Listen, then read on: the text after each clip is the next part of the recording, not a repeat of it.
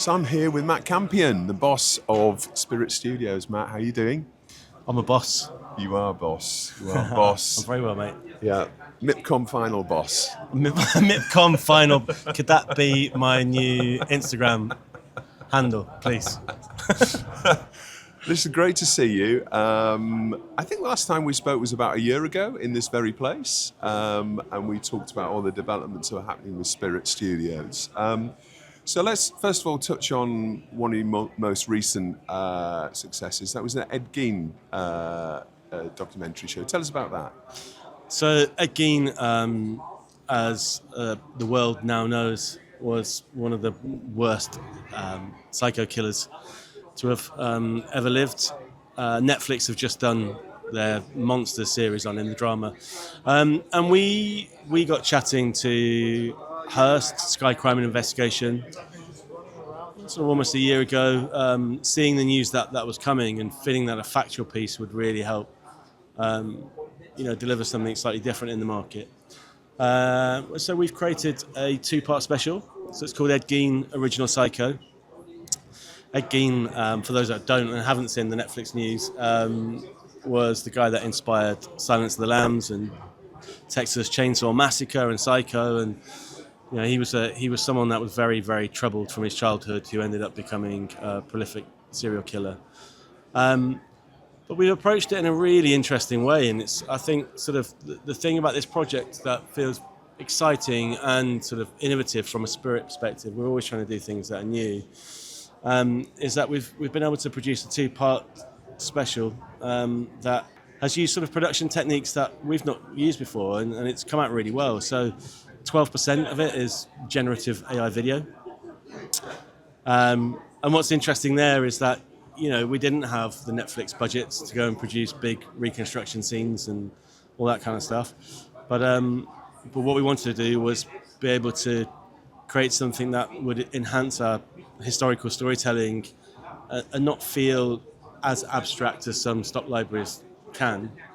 And so being able to sort of prompt what we wanted to help tell the story, opposed to searching for something that vaguely represents the thing that people are talking about on screen.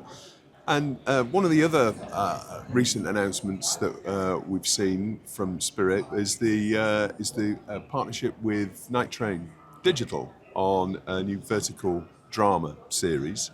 And there's a lot of talk about that on the Quasset at the moment, particularly in the wake of the Holy Water investment by Fox Entertainment. So it really feels like there's a significant moment in microdrama or vertical drama, or whatever the terminology that everyone would like to use for it. How do you see the opportunity in microdrama, and is the vertical opportunity only in drama? No. I mean, to answer that to begin with, I think we're going to see it in reality and in all sorts of different documentary. I think we're going to see it in all sorts of different genres. I think the reality play could be really exciting. You look at a show like Married at First Sight, every ad break is a cliffhanger, and I think it would fall really well into this kind of modern format. We produced a podcast drama last year with some really great names: Danny Dyer, Lorraine Ashbourne, written by Kelly Shirley, a project called Raw. And off the back of that, got interested in how do we do drama scripted in other forms. And so we were talking to Night Train about doing more audio drama and building more of an always-on sort of soap, I suppose. And then the microdrama thing started to become a thing in the industry. And microdrama, from all of the research and the development that we've done, is very different to the scripted world. We're in pre-production on our first scripted drama at the moment, and have been working in scripted for some time through comedy and now in actual drama. That process is vastly different to the micro world, the vertical world, and I suppose that's because it's in its infancy, and also it's a different way of consuming the content, and so the rules have to change. In this space, we are, with Night Train, really excited about it. We're at the writing stage at the moment. We're working with a team of a couple of writers, The format, as most people would have probably heard by now, is 90-second episodes and 60 of them. So you're sort of making a 90-minute film. And every episode has to have a cliffhanger because you need people to scroll on to the next one. We are in talks with a number of these short-form drama platforms. So we will make a decision on who we start with soon. But I think we will go down producing for a platform to begin with, where there's monetization, and then once we've done the first one, all being well that works, we can then release the second one onto that platform and then release the first one into the social world. And we're going to build that community as we go as well. We're looking at creating a companion podcast and some behind the scenes content with the creators that are starring in it. But your bigger question there really is what's the big vision, what's the future? And it's building brands. You know, I think there's a couple of things that we've been talking about lately that seem to be trends in the market, that these microdramas are now turning into fan fiction. They're going the other way around. So for us, books, TV shows, and movies on other platforms, in other disciplines, I think is key. I think whenever we produce anything at Spirit, we always think about what is IP 360 is our thing, and it's like, how do we build a brand out of this?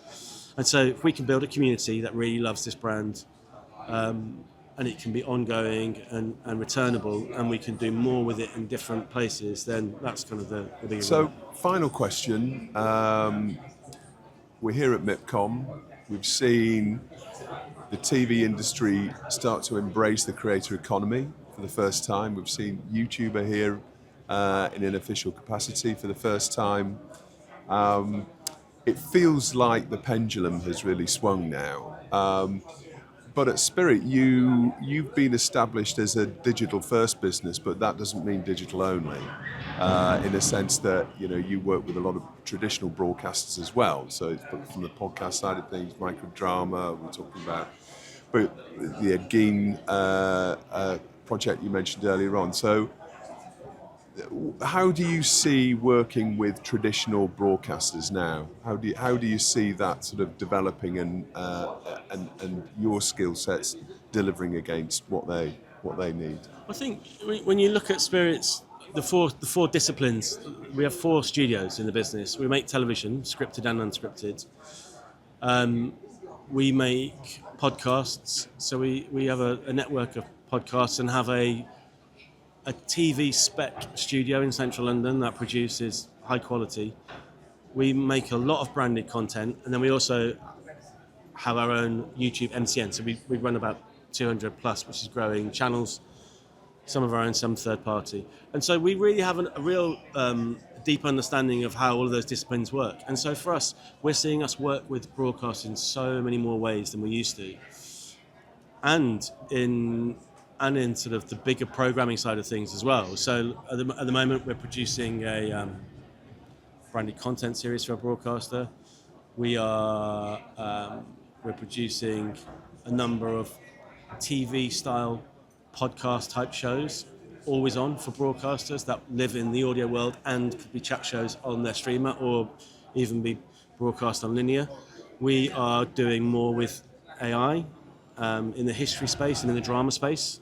We're working on projects that see us being able to take the budgets that are available, but then scale the production values through means that we wouldn't have had before. And the way I look at that is that, the craft's not changing, it's just the tools that we use are. And the demand for the content is still there. The broadcasters have still got to fill their hours, but the budgets have fallen because money's gone to social. But they still need to fill those hours. So the application of AI enables you to deliver to smaller budgets, right? Absolutely. And exactly that. And we're also we're doing different deals with broadcasters that we've not done before. We're doing partnerships and working through acquisition teams, and it's not all straightforward commissioning. We're doing joint ventures. We're trying to be as creative commercially as we can be, knowing that we can produce really high quality programming cost effectively, and that's not putting us out of the market of doing big budget things, because we still do. Yeah. That's just saying that actually there are ideas that are achievable that can punch way above their weight financially, and it, I had a conversation just 15 minutes ago, and we were saying that actually, if you think of yourselves as someone that is able to get the money together to invest in a product, a pair of trainers, you then sell them later and try and build that brand and make those monies. I think the content industry is going that way, and that's certainly more of the kind of deals that we're doing. Well, I wish you all the very best. In a year's time, Matt, we'll do another conversation. We'll see where we've come. I mean, we'll be on your yacht. We'll be on the TellyCast yacht. That'd be nice. We should aim for that. Absolutely. Great to see you. Thanks for joining us, Matt.